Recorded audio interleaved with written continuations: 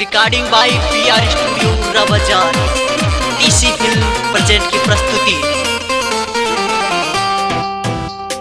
Fashion कही दुनिया भइल बा बेकार रे, भइल बा बेकार रे, भइल बा बेकार रे।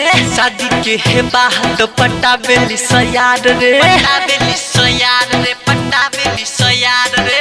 फैशन के जमाना कही भइल दुनिया बेकार रे, शादी के हे बात पटाबेली सयार रे। करेली सतीहीन गो जिंदगी बेकार रे, कुछ करे सरकार रे, कुछ करे सरकार रे, कुछ करे सरकार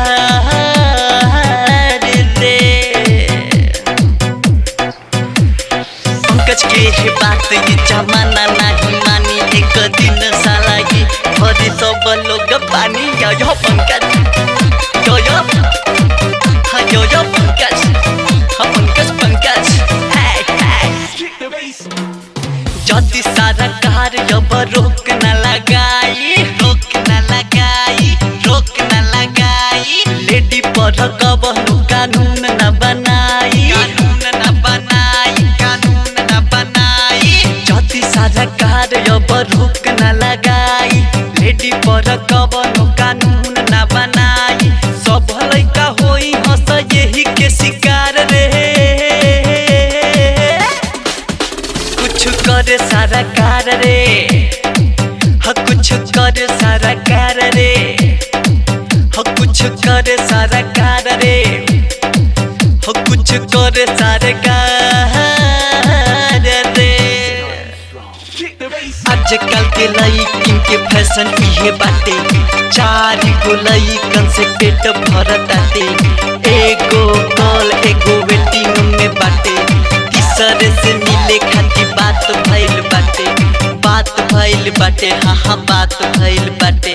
कमान Pankaj let's go ready set.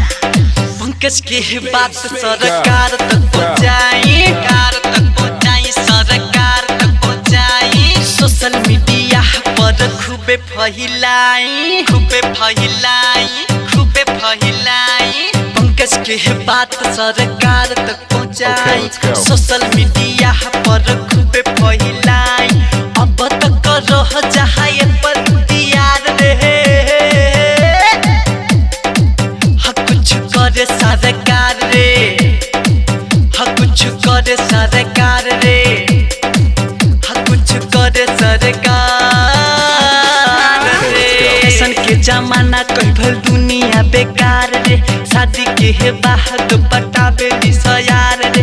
करेली सतीहीन गो जिंदगी बेकार रे, कुछ करे सरकार